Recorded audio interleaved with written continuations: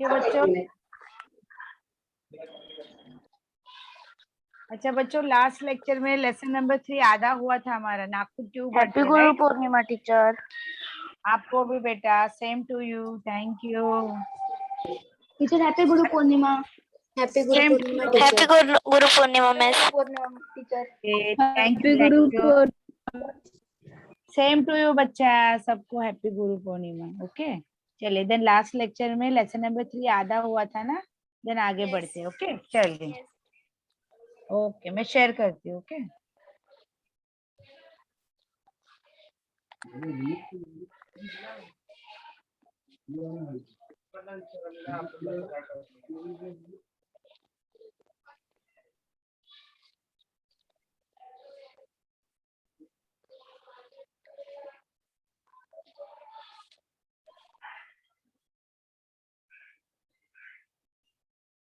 Only the host can share the screen. अच्छा बच्चों, मुझे शायद होस्ट नहीं बनाया, स्क्रीन शेयर नहीं हो रही। मैं लीव करती हूँ, सर से बोलती हूँ, देन आपको वापस। Okay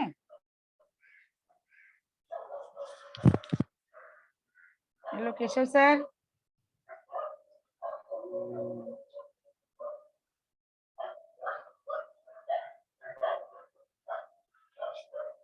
hello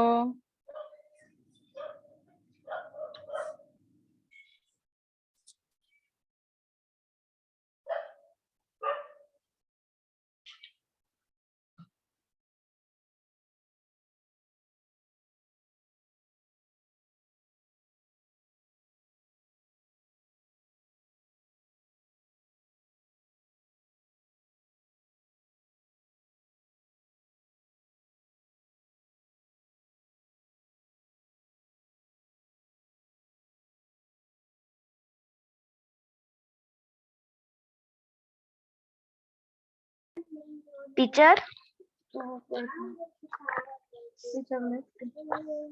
Just a minute, guys. Just a minute.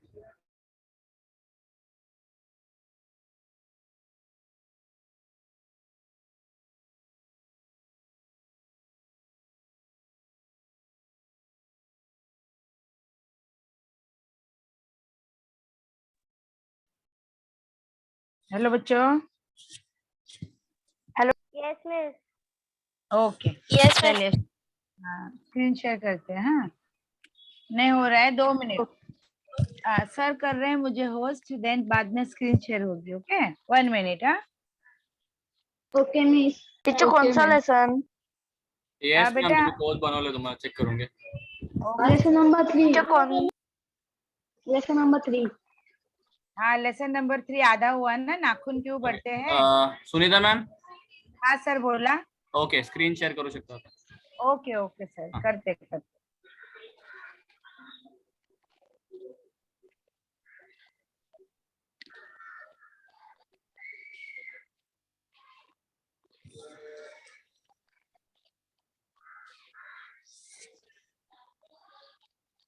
दिख रहा है बेटा text book? Yes miss. Yes miss. Yes miss. Okay okay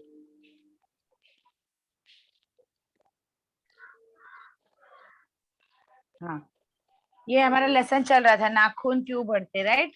yes yes तो हाँ आधा लेसन हमारा हो चुका था, आधा हुआ है ना बेटा।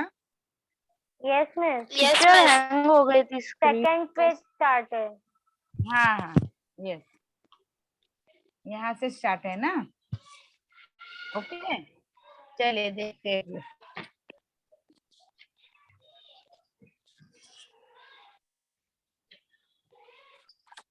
ये हो गया शायद, ये पैराग्राफ हो गया ना। Yes miss, first second paragraph हो गया। हाँ देन ऐसा कोई दिन आ सकता है, वहां से बाकी है ना। Yes yes yes yes miss. हाँ ओके चलिए देखिए, ध्यान दीजिए। चलिए, ऐसा कोई दिन आ सकता है जब मनुष्य के नाखूनों का बढ़ना बंद हो जाए। देखो क्या कह रहे हैं, क्या कभी ऐसा दिन भी आ सकता है कि मनुष्य के जो नाखून बढ़ते हैं आए दिन, यानी हर हफ्ते में हमें नाखून काटने पड़ते हैं, यानी आए 1-2 दिन, 2-3 दिनों में ये नाखून बढ़ जाते हैं। तो लेखक कह रहे हैं कि ऐसा कोई दिन आ सकता है कि जब ये नाखून बढ़ना बंद हो जाए, यानी हमारे नाखून ही ना बढ़े।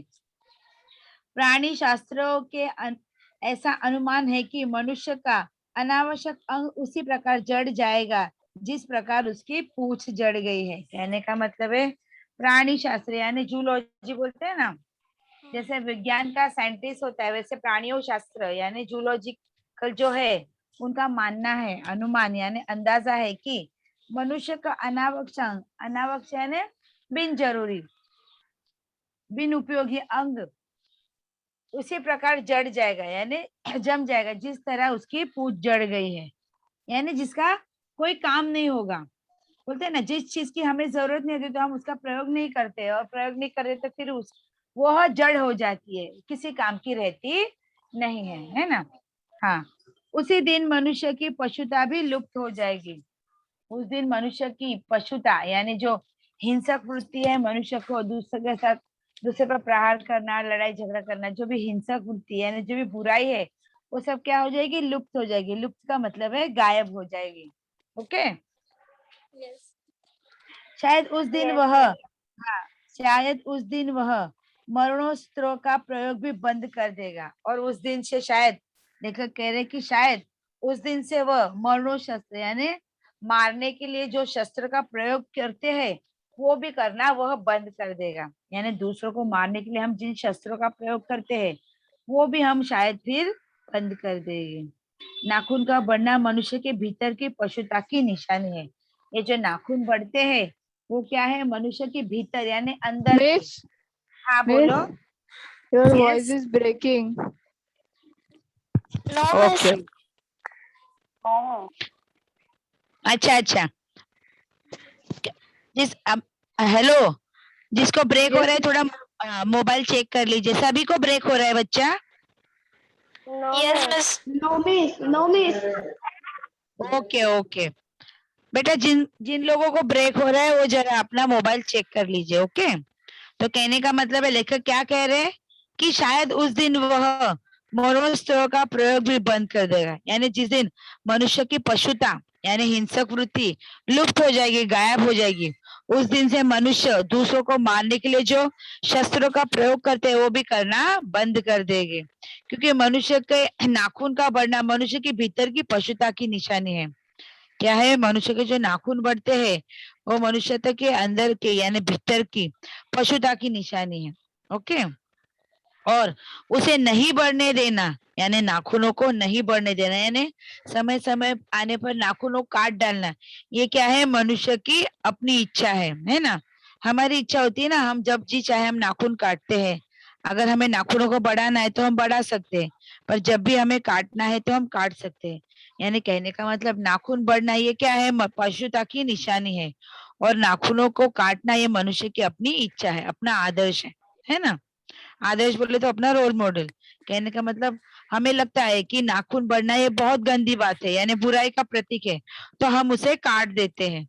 नाखून जिस तरह हम काटते हैं, नाखून काटना ये एक अच्छी निशानी यानी मनुष्यता की, मानवता की। कहने का मतलब है बढ़ते नाखून को काट देना ये मनुष्यता की निशानी है। यानी जिस तरह हम बढ़ते नाखूनों को काट देते उसी प्रकार हमारे अंदर जो भी बुराइयां है उसे हमें उस बुराइयों का हमें त्याग करना चाहिए। ओके, यही हमारी मनुष्यता की निशानी मानी जाती है।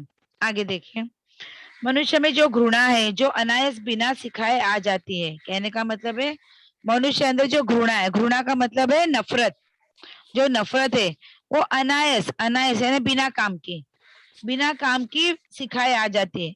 हमें कोई नफरत करना सिखाता है क्या? नहीं, ये बिना सिखाए हमारे अंदर आ जाती है। ओके, अनायास बिना सिखाए आ जाती है, यानी बिना सिखाए बिना काम की ये हमारे अंदर आ जाती है। वह पशुत्व का द्योतक है। द्योतक का मतलब है 1 मिनट है बेटा। द्योतक यानी सिंबल, प्रतीक है किस चीज का? पशुता का। पशुता मीन्स पाशवी वृत्ति, हिंसक वृत्ति, इसका वह प्रतीक है। ओके, देन उसके बाद देखिए, अपने को संयम में रखना, दूसरों के मनोभाव का आदर करना मनुष्य का सर्वधर्म है। मनुष्य का सर्वधर्म क्या है? संयम रखना यानी खुद पर कंट्रोल रखना, और दूसरे के दुख दर्द को, दूसरों के मनोभाव का आदर करना यानी दूसरों के प्रति मान सम्मान करना, ये क्या है? हमारे अंदर की अच्छाई है, सद्गुण है। ओके, स्वधर्म है यानी सभी धर्म को हम मानते हैं, वैसा स्वधर्म है। उसके बाद देखिए, हेलो, किसी का माइक चालू है क्या? आवाज आ रही है? कौवे जैसी आवाज आ रही है, किसका माइक चालू है? ओके, चलिए आगे देखिए। अपने को संयत रखना, ओके, और दूसरे के मनोभाव का आदर करना मनुष्य का स्वधर्म है ना। खुद पे कंट्रोल रखना, खुद को नियंत्रित रखना और दूसरों के दुख दर्द को समझना या दूसरों का आदर मान सम्मान करना, ये क्या है? मनुष्य का स्वधर्म है ना, खुद का धर्म। बच्चे यह जानते हैं तो अच्छा हो कि अभ्यास और तप से प्राप्त वस्तु मनुष्य की महिमा को सूचित करते हैं। यानी लेखक कह रहे कि बच्चे ये बात अगर जान ले तो उनके लिए बहुत अच्छा है क्या, कि अध्ययन, अभ्यास और तप यानी परिश्रम करने से जो भी वस्तु प्राप्त होती है उसकी अहमियत होती है, वो हमारे लिए बहुत ही मूल्यवान होते हैं। और वही चीज मनुष्य की महिमा, महिमा यानी महानता को सूचित करती है, यानी बताती है कि मनुष्य कितना परिश्रमी है, कितना मेहनती है। उसने स्व अध्ययन करके खुद का या खुद को समाज में जीने लायक बनाया है। जैसे अभी आप 10वीं में पढ़ाई करते हो, आपको जितने परसेंटेज अगर लाते हो, बहुत अच्छी से पढ़ाई करते हो, तो वो आपकी महिमा सूचित करती है, यानी आपकी महानता, आपका परिश्रम, आपने जिस तरह अध्ययन किया है वो सूचित करता है कि बच्चों ने इस तरह अध्ययन करके अपने आप को समाज के लायक बनाया है या समाज में जीने योग्य बनाया है। यानी कहने का मतलब है अध्ययन यानी अभ्यास और परिश्रम करने से जो भी वस्तु हमारे जीवन में मिलती है वो हमारे लिए बहुत ही महत्वपूर्ण होती है और मनुष्य की महिमा उसी से सूचित होती है। ओके, आगे देखिए। मनुष्य के चरितार्थ का प्रेम है। मनुष्य का जो चरितार्थ का मतलब है सार्थकता, सक्सेसफुल, सफलता। मनुष्य की सफलता किसमें है?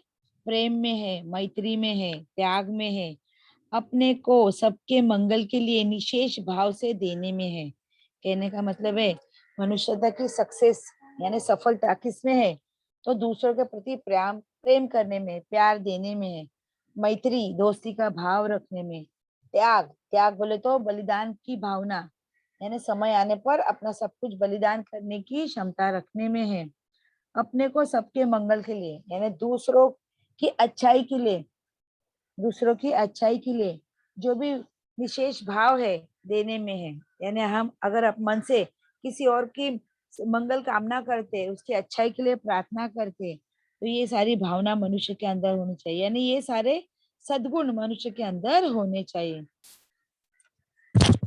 नाखूनों का बढ़ना मनुष्य की उस अंध सहज वृत्ति का परिणाम है जो उसके जीवन में सफलता ले आना चाहती है। यानी नाखूनों का बढ़ना ये क्या है? एक मनुष्य के अंदर अंध सहजता यानी सरलता से आने वाली एक वृत्ति का परिणाम है, रिजल्ट है, जो उसे जीवन में सफलता यानी सक्सेसफुल, सफलता की तरफ आना चाहता है। ओके, उसको काट देना उसकी स्वनिर्धारित आत्मबंधन का फल है। स्वनिर्धारित यानी खुद के, बोलते हैं ना सेल्फ डिफेंस, सेल्फ कॉन्फिडेंस, उसको काट देना। किसको? नाखूनों को काट देना उसे स्वनिर्धारित यानी सेल्फ, सेल्फ डिफेंस। ओके, या खुद के, बोलते हैं ना सेल्फ डिफेंस के लिए स्वमत।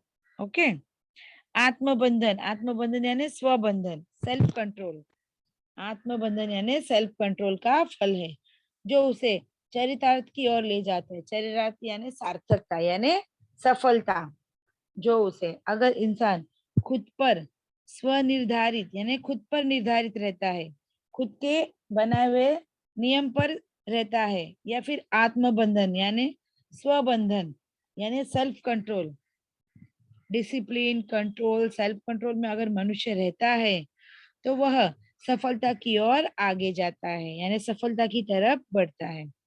नाखून बढ़ते हैं तो उसे बढ़े, मनुष्य उसे बढ़ने नहीं देगा। नाखून अगर बढ़ते हैं तो भले बढ़े, पर मनुष्य इस पार्श्व वृत्ति इन नाखूनों को कभी भी बढ़ने नहीं देगा। जिस तरह वह नाखूनों को काट देता है उसी तरह वह अपने अंदर जो भी बुराई है उन बुराई का वह त्याग करना भी जानता है। ओके बच्चा, समझे?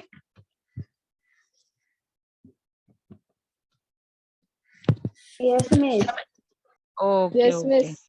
हाँ, तो कहने का मतलब क्या है, कवि सॉरी लेखक हमें क्या बताने का प्रयास करते हैं, लेखक आचार्य हजारी प्रसाद द्विवेदी हमें क्या बताने का प्रयास करते हैं कि हमें सद्गुणों को स्वीकार करना चाहिए। जो अच्छे गुण हैं उन्हीं गुणों को हमें स्वीकार करना चाहिए, और हमारे अंदर जो दुर्गुण है, जो खराब गुण है, उन गुणों का हमें त्याग करना चाहिए। यानी हमें अच्छे गुणों को, सद्गुणों को स्वीकारना चाहिए और दुर्गुण यानी बुरे गुणों का त्याग करना चाहिए।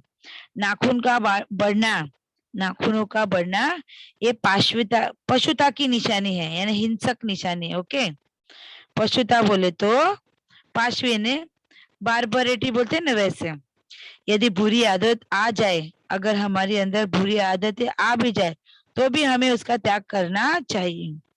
अस्त्र शस्त्र का प्रयोग सकारात्मक कार्य करने के लिए करना चाहिए। अस्त्र और शस्त्र का प्रयोग अच्छे कामों के लिए, अच्छे कार्यों के लिए करना चाहिए। हमें संयम, त्याग, श्रद्धा, मैत्री, तप व त्याग जैसे सद्गुणों को अपनाना चाहिए, है ना। हमारे अंदर, मनुष्य के अंदर अच्छे गुणों का होना बहुत ही जरूरी है। कौन से गुण है वह है संयम, त्याग, श्रद्धा, मैत्री, तप वगैरह। ये जो गुण है उन गुणों को हमें अपनाना चाहिए। इन्हें अपनाने से अगर व्यक्ति इन गुणों को अपनाएगा तभी वो अपने जीवन में सफल हो पाएगा। कहने का मतलब कि मनुष्य को सफलता तभी मिल सकती है जब वो सद्गुणों को अपने जीवन में स्थान देगा। ओके बच्चा, समझा इस पार्ट में? Yes, miss. Yes, miss. Okay okay.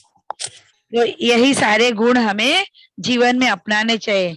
अगर इन्हीं गुणों को हम अपनाते हैं तभी हम जीवन में सफलता प्राप्त कर सकते हैं। समझा बेटा? Yes, miss. ओके, यानी नाखूनों का बढ़ना क्या है, पशुता की निशानी है, पर उन्हीं नाखूनों को काट देना मनुष्यता की निशानी है। जिस तरह हम नाखूनों को काट देते हैं उसी प्रकार हमें अपने अंदर जो भी बुराई है उन बुराइयों का हमें त्याग करना चाहिए। जब हम इन बुराइयों का त्याग करेंगे और सद्गुणों को अपनाएंगे, सद्गुण कौन से है, जैसे संयम, त्याग, श्रद्धा, मैत्री, तप, ऐसे सद्गुणों को हम अपनाएंगे तभी हम अपने जीवन में सफलता प्राप्त कर सकते हैं। ओके, यदि मनुष्य इन सारे गुणों को अपनाएगा तो ही वो जीवन में सफल हो जाएगा। समझा बेटा? Yes. चलिए, तो अभी हम Yes. स्वाध्याय देखते हैं। अभी देखो, यहाँ आपको जो भी मैंने लेसन पढ़ाते समय, पाठ पढ़ाते समय जो भी कठिन शब्द लिखवाए है वो आपको लिखना है। देन उसके बाद आपको शब्द वाटिका लिखना है। समझा बेटा? शब्द वाटिका। देन उसके बाद आपको यह शब्द वाटिका जो है ना, वन मनुष्य, पाशवी, निर्बोध आचरण, लुप्त घृणा, द्योतक, चरितार्थता, ये सब आपको लिखना है। समझा? Yes, miss. ओके, चलो आगे बढ़ते हैं। ये देखो, सबसे पहले आपको सूचना अनुसार कृतियां करो, जिसमें पहला करना है प्रवाह तालिका पूर्ण करो। प्रवाह तालिका पूर्ण करो। ओके, जिसमें दिया है मनुष्य में पशुता से भिन्न दर्शाने वाली बातें। यानी कहने का मतलब है मनुष्य पशु से किस बात में अलग है, मनुष्य में ऐसे कौन से गुण है जो उसे पशु से अलग कराता है, यानी जानवर से अलग समझते हैं हम मनुष्य को। तो कौन से गुण है? मैं तो बताऊं? ये, हाँ बताऊं? बताओ, हाँ बताओ। उसमें संयम है, प्रेम है, हाँ तप हाँ तप है, हाँ हाँ त्याग त्याग है। हाँ, बराबर बराबर, हाँ वो सब लिखना है। चलिए, बराबर है। तो आपको ये जो 4 बॉक्स दिए गए उसमें आपको लिखना है, यही बातें लिखनी है जो अभी आपने बताई ना। तो कैसे लिखना है? देखो, मनुष्य में संयम है, बराबर। Yes. मनुष्य में, हाँ, मनुष्य में दूसरे के सुख दुख के प्रति संवेदना है। तीसरा, Yes. मनुष्य में श्रद्धा है ना। मनुष्य में तप और त्याग है।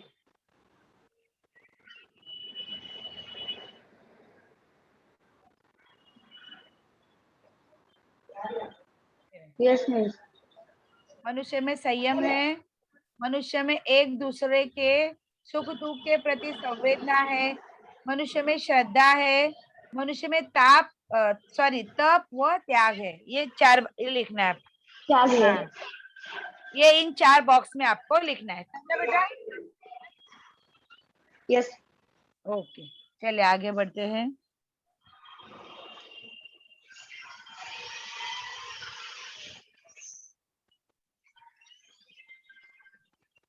आगे क्या है देखो,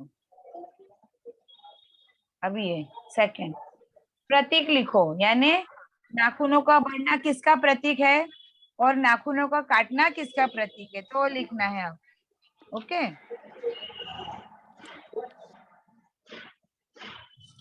किसका माइक चालू है, आवाज आ रहा है?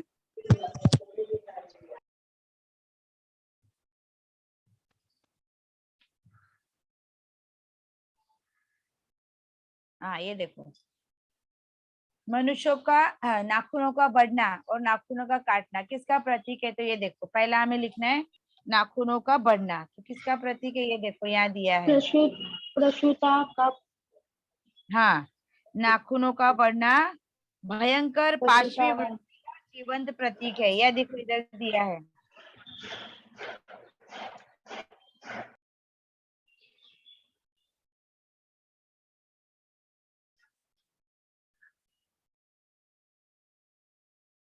ये देखो, है ना, नाखूनों का बढ़ना भयंकर पार्श्वी वृत्ति का जीवन प्रतीक है, ये लिखना है उसमें। ओके, और नाखूनों का काटना तो ये लिखना है मनुष्यता की निशानी है, ये लिखना है मनुष्यता की निशानी है। की निशानी है। हाँ, और नाखूनों का बढ़ना वापस, ये देखो, मनुष्यता को पशुता की निशानी है।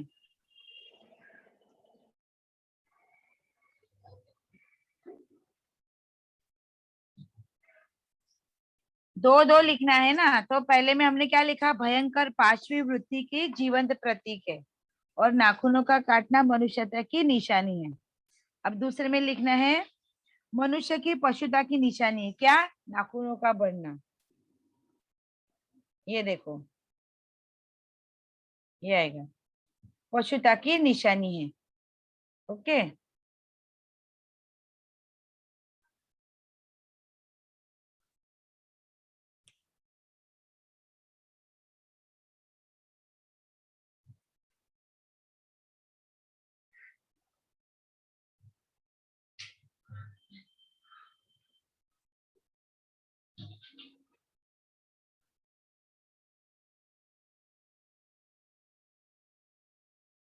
और दूसरे में आएगा अपनी इच्छा अपना आदर्श, है ना, नाखूनों को काटना अपनी इच्छा और अपना आदर्श है। हाँ?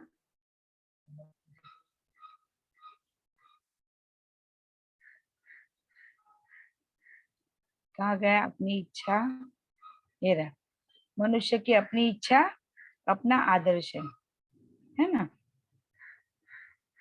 नहीं बढ़ने देना यानी काट देना, मनुष्य की अपनी इच्छा है अपना आदर्श है। और नाखूनों को बढ़ाना, ये देखो ऊपर, मनुष्य के भीतर की पशुता की निशानी है। मिला दोनों?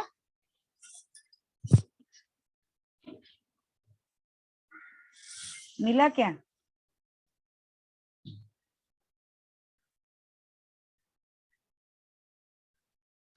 Yes. हाँ, ये देखो 2 लाइन है, दोनों लाइन में दोनों उत्तर है। मनुष्य के भीतर की पशुता की निशानी है नाखूनों का बढ़ना और नाखूनों का काटना मनुष्य की अपनी इच्छा है अपना आदर्श है, ऐसा लिखना। ओके, अच्छा, चलो आगे बढ़ो। क्वेश्चन नंबर 3 लिखो। उत्तर लिखो जिसमें देखो मनुष्य के चरितार्थ इन दोनों बातों में है, यानी मनुष्य चरितार्थ यानी सफलता इन बातों में है। प्रेम मित्रता। हाँ, वेरी गुड। ये रहा, प्रेम में है, मित्रता में है ना, ये दो लिखना है आपको। दिखा? दिखा बच्चों? यस। ओके, आगे देखिए। अभी चाहे तो पेंसिल से टिक कर लीजिए, फिर लिखना। मनुष्य का स्वधर्म कौन सा है? ये देखो, यही। संयम रखना, दूसरों के हाँ, मनोभाव वेरी गुड। आदर्श करना, हाँ, ये देखो। आदर करना। हाँ, अपने को संयत रखना। हाँ,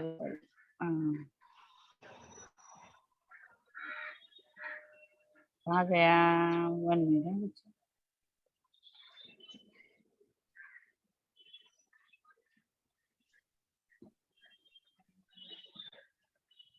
हाँ, ये रहा, देखो। अपने को संयत रखना, दूसरों के मनोभाव का आदर करना, ये दो। ओके,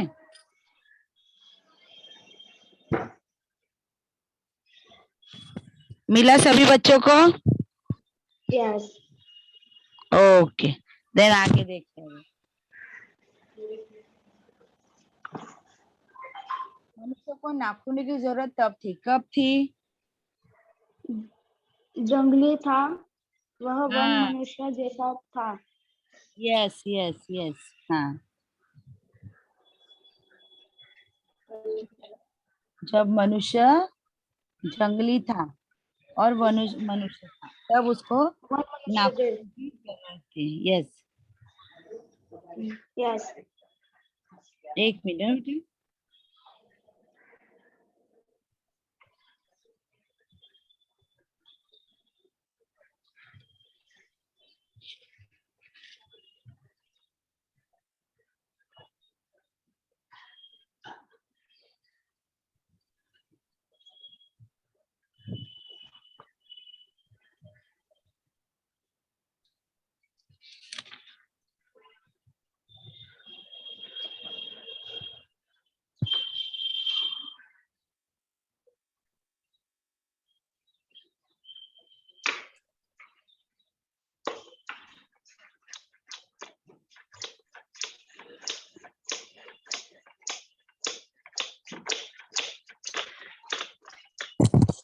किसका माइक चालू है? आवाज आ रहा है?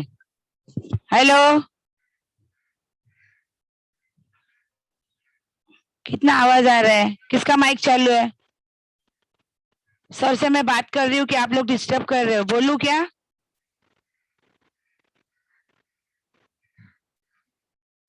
हेलो बच्चों,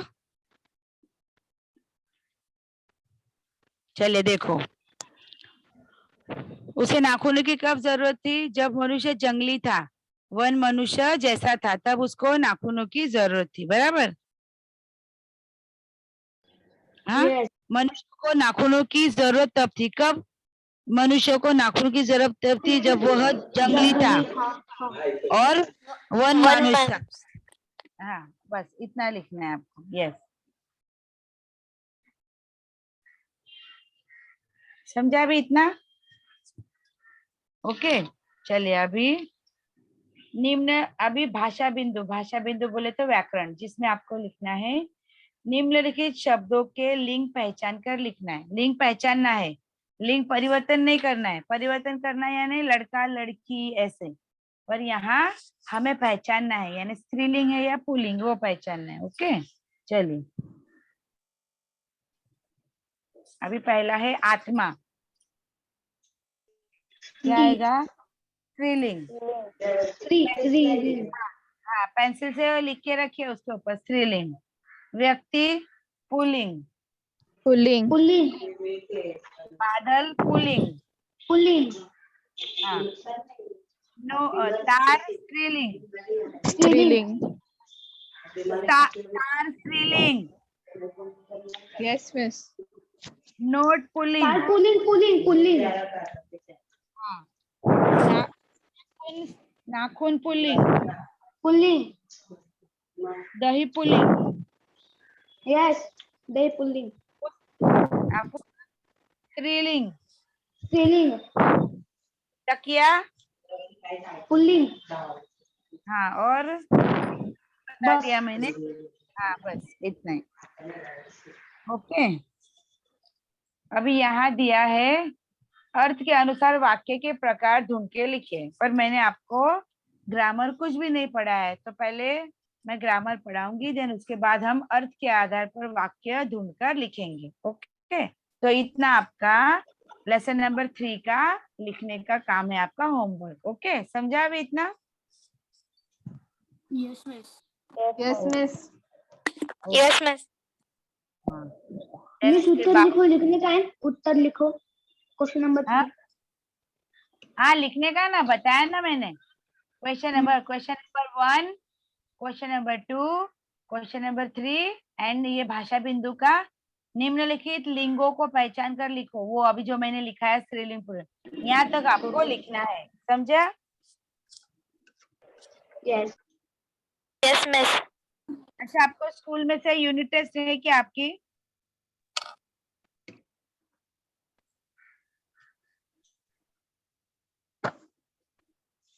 हेलो,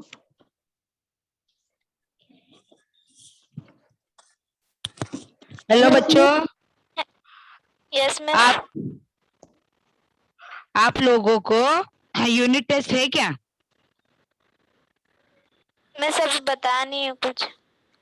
अच्छा अच्छा अच्छा, तो अभी फिर मैं अच्छा, लेसन नंबर 4 है क्या? आपको कुछ बोला है? गांव और शहर जो कविता वो पढ़नी है क्या? स्कूल में पढ़ाया है क्या वो?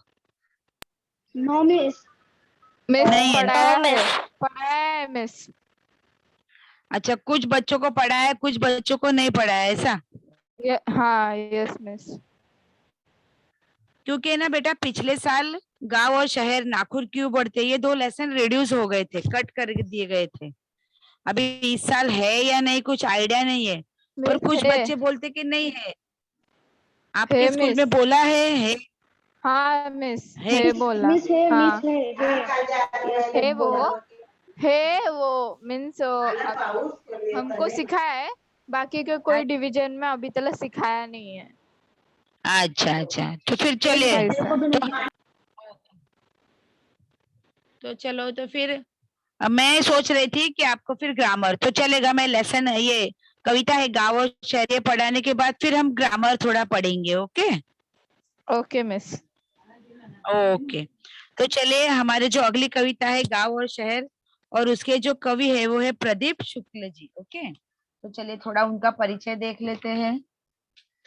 लेसन नंबर 3 का जितना भी अभी मैंने करवाया वो सारा आपको नोटबुक में लिखना है, क्योंकि आपको दिया हुआ होमवर्क का करेक्शन होने वाला है, समझा?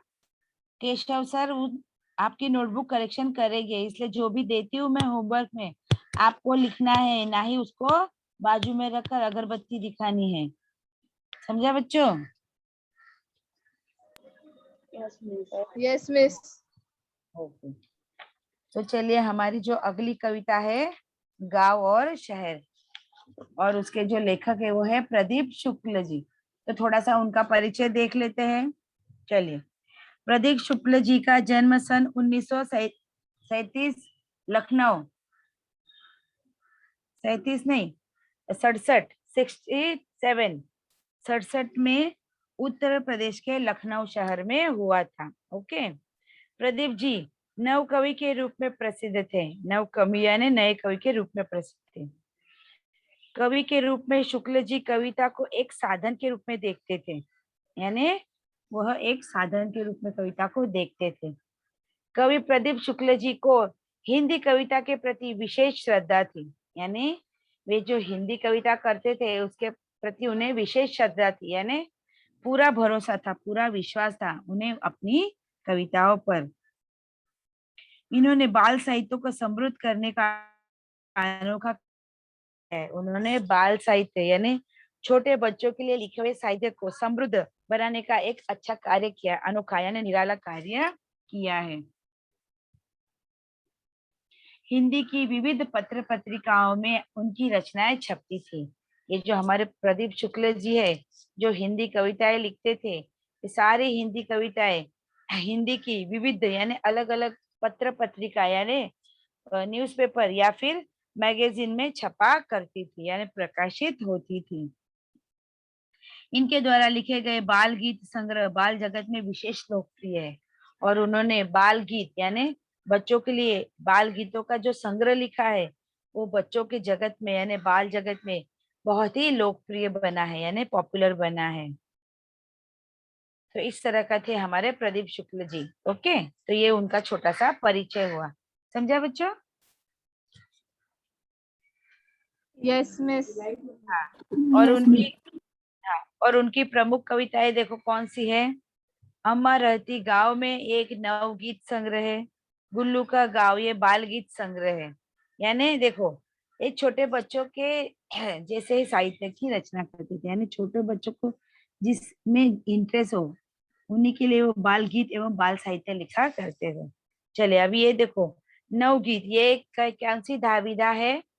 ये कविता की एक नवगीत की विधा है। हिंदी काव्य धारा की एक नवीन विधा है नवगीत। ओके, चलिए अभी यहाँ पद्य संबंधी, पद्य बोले तो कविताएं, तो कविता में क्या है वो थोड़ा सा प्रदीप जी बता रहे। प्रस्तुत नवगीत में कवि प्रदीप शुक्ल जी ने गांव और शहर के दर्द को दर्शाया है। यानी यहाँ गांव और शहर दोनों किस दर्द से, किस पीड़ा से गुजर रहे, उसका सुंदर वर्णन उन्होंने इस कविता में किया है। यहाँ शहरों की भीड़ भाड़, भागम भाग और गांव की से शहर की तरफ पलायन करना, यानी गांव से शहर की तरफ भाग आना। यानी शहरों में जो लोगों की भीड़ है सुबह से लेकर शाम तक भागम भागी है, और बहुत से लोग गांव छोड़ के शहर में आ जाते हैं, पलायन करते हैं। पलायन करना यानी गांव छोड़कर शहर भाग आना। तो यह वृत्ति गांव का शहरीकरण आदि को बड़े ही मार्मिक ढंग से वर्णन किया, और गांव का हो रहा शहरीकरण इसे बड़े ही मार्मिक ढंग से, मार्मिक यानी मन को छू जाने वाले उस ढंग से उन्होंने इस बात का वर्णन इस कविता में किया है। यानी बहुत से लोग गांव में रहते हैं, ऊपर नौकरी धंधे की तलाश में वो शहर में आ जाते हैं, और शहर की इतनी भीड़ में वह गुम हो जाते हैं, क्योंकि शहर में जो भागम भाग है वो बहुत ही दर्दनाक है, यानी दुख देने वाली, पीड़ा देने वाली है। तो गांव और शहर के दुख भरे सफर या दर्द को दर्शाने का प्रयास कवि ने इस कविता में किया है। ओके बेटा,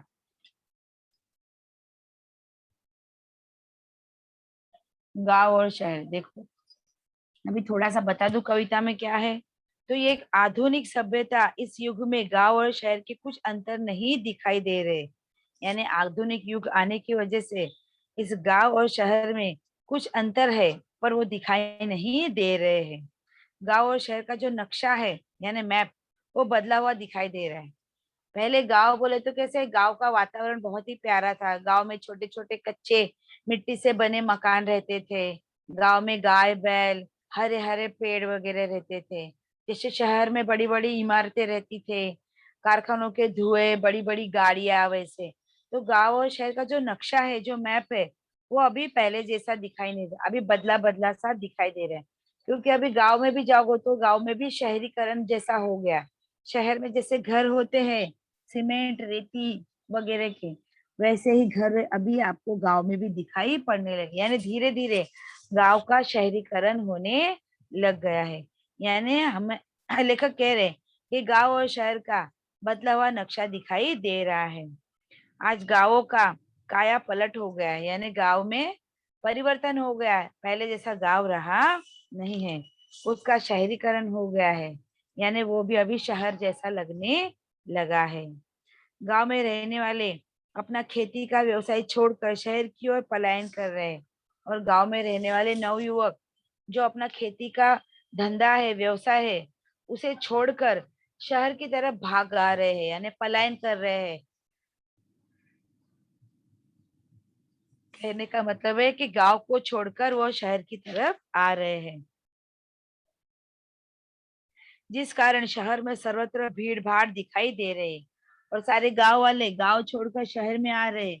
और इस वजह से क्या हो रहा है, सारे शहर में हर जगह भीड़ ही भीड़ दिखाई दे पड़ रही है। क्योंकि बोलते हैं ना, बस्ती बढ़ चुकी है, रहने के लिए जगह नहीं है, इसलिए हर जगह भीड़ ही भीड़ नजर आ रही है। शहर में मेट्रो के खंभे के नीचे सोकर व्यक्ति बहुत ही दयनीय स्थिति में रात गुजारता है। और शहर में अभी गांव के लोग शहर में आ गए, इसलिए शहर में रहने के लिए जगह पर्याप्त मात्रा में बची नहीं है। और शहर में जो मेट्रो के जो खंभे होते हैं, उन खंभों के नीचे गांव से आने वाले लोग अपनी रातें बिताते हैं। यानी वो कैसे दयनीय स्थिति में है, यानी दया आने वाली स्थिति में वो दिखाई पड़ रहे हैं, क्योंकि उन्हें घर मकान नहीं मिल रहा है और उन्हें मेट्रो के खंभों के नीचे अपनी रात गुजारनी पड़ती है।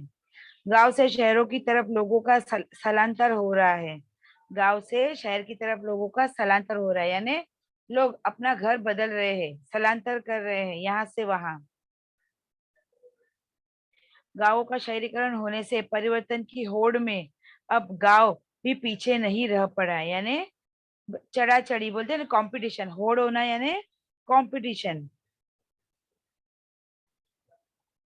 इस होड़ में क्या हो रहा है, अब गांव भी शहर से पीछे नहीं रहा, वो भी गांव वालों की बराबरी कर रहा है। इस प्रकार कवि ने गांव और शहर का दर्द इस कविता के माध्यम से व्यक्त किया है। कवि ने गांव का जो शहरीकरण हो रहा है, गांव भी शहर की होड़ में यानी कंपटीशन में लगातार भाग रहा है, ये सारा जो दर्द है, उस दर्द को इस कविता के माध्यम से कवि प्रदीप शुक्ल जी ने व्यक्त किया है या व्यक्त करने का प्रयास किया है। समझ रहे हो बेटा? Yes miss. ओके, हाँ तो देखो Yes, चलो miss. यहाँ, हाँ गांव और शहर। ओके, लेसन कविता जो 4th है, चौथी, उसका पहला है, पेज नंबर है आपके टेक्स्ट बुक का 9, गांव और शहर, और जिसके कवि है प्रदीप शुक्ल जी। अभी देखो पहला पैराग्राफ देखो।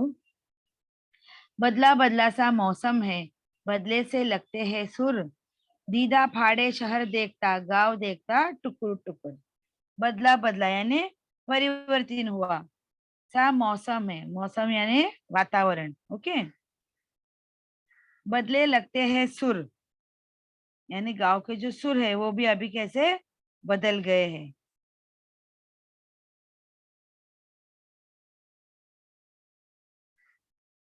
ओके, दीदा फाड़े शहर देखता, दीदा फाड़े मतलब आंखों को फाड़ कर देखना, यानी आंखें बड़ी करके देखना, आंखों को बड़ा करके देखना। दीदे फाड़ के देखने का मतलब है आंखों को बड़ा करके देखना। दीदा, दीदा यानी आंख, दृष्टि, निगाह,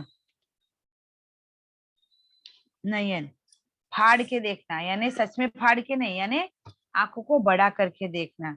गांव देखता टुकुर टुकुर, टुकुर टुकुर यानी धीरे धीरे से देखना।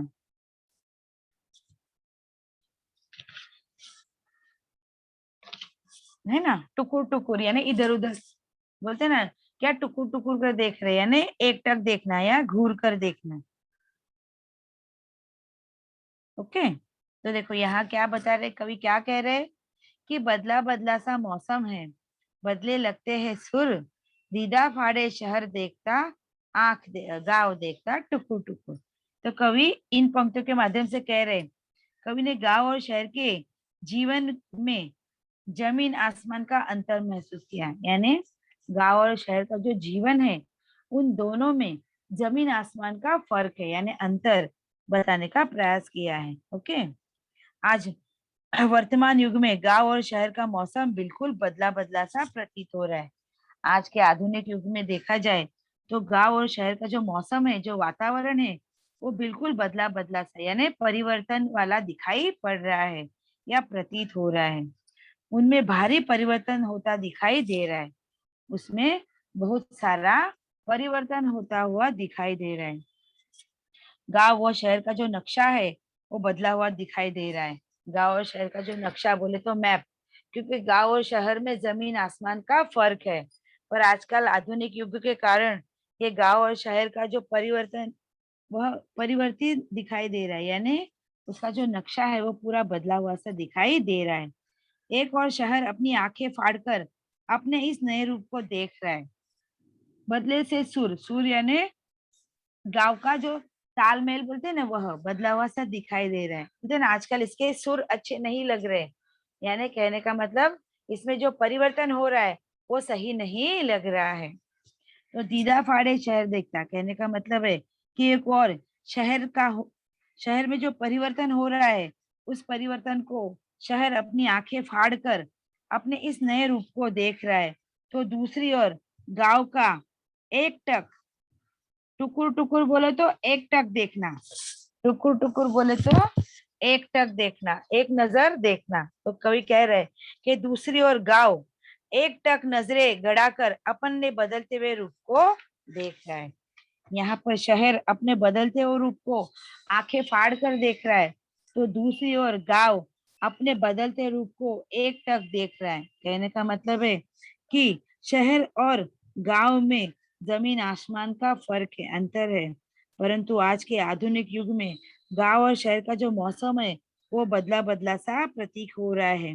दोनों में काफी परिवर्तन हो रहा है।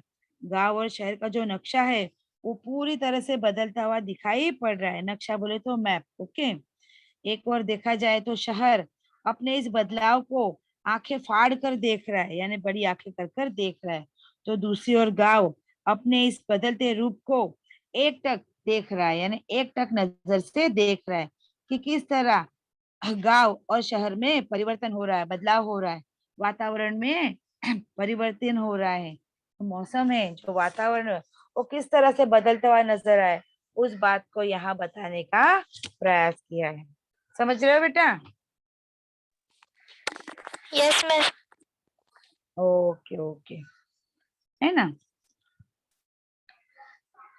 अब ये थोड़ा सा देख ले तो आगे का। तिल रखने की जगह नहीं है। तिल बोले तो आपको मालूम है, वो संक्रांत के समय मम्मी तिल गुल का लड्डू बनाती है, मालूम है क्या? मालूम यस है? Miss, yes. हाँ, तो उसमें वो तिल होता है ना, हाँ, कितना छोटा सा होता है तिल, तो वह तिल रखने की जगह नहीं, यानी कहने का मतलब कि वो शहर इतना भर चुका है कि तिल रखने की भी जगह नहीं है। शहर ठसाठस भरा हुआ है। शहर ठसाठस यानी भरपूर मात्रा में, ठसाठस बोलो तो भरपूर मात्रा में भरा हुआ है। उधर गांव के पीपल के सारे पत्ते झरे हुए, और उधर गांव के जो पीपल का जो पेड़ है उसके जो पत्ते हैं वो सारे सूख कर झर गए यानी गिर पड़े हैं। ओके,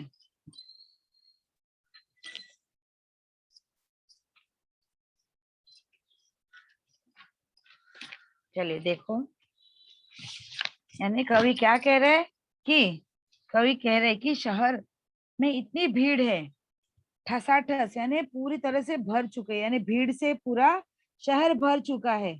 वहां की बढ़ती जनसंख्या के कारण लोगों के रहने के लिए पर्याप्त जगह नहीं रही है। शहर में इतनी भीड़ है कि लोगों को अभी तिल मात्र, यानी तिल बोलते हैं ना, तिल कितना छोटा है, तो तिल मात्र रखने की भी जगह नहीं, यानी बिल्कुल रहने की जगह नहीं है। शहर जनसंख्या के कारण पूरी तरह से भर चुका है। शहर में इतनी भीड़ है कि वहां पर तिल मात्र रखने की भी जगह उपलब्ध नहीं है, और गांव के पीपल के पेड़ की जो पत्ते हैं वो सारे झड़ गए हैं, और यहाँ गांव में जो पीपल का जो पेड़ है उसके सारे पत्ते सूख कर झड़ गए हैं, यानी गांव के सभी लोग शहर की तरफ पलायन कर गए हैं, और शहर में तिल मात्र रखने की भी जगह रही नहीं है, यानी भीड़ के कारण पूरा गांव ठसाठस भरा हुआ है, यानी भरपूर मात्रा में भरा हुआ है। जहाँ लोगों की जनसंख्या इतनी बढ़ चुकी है कि लोगों को रहने के लिए पर्याप्त मात्रा में जगह बची नहीं है, यानी पूरा शहर लोगों की जनसंख्या के कारण भर चुका है, जहाँ पर तिल मात्र रखने की भी जगह बची नहीं है। और इधर गांव में पीपल के जो पत्ते हैं सारे, वो सारे झड़ गए, झड़ जाना यानी गिर जाना, सूख कर झड़ गए हैं। तो इस तरह गांव और शहर का अंतर स्पष्ट करते हुए कवि हमें बताने का प्रयास करते हैं कि गांव और शहर में जमीन आसमान का फर्क होता है। उसी फर्क को दिखाने का प्रयत्न इस कविता में उन्होंने किया है। ओके बेटा,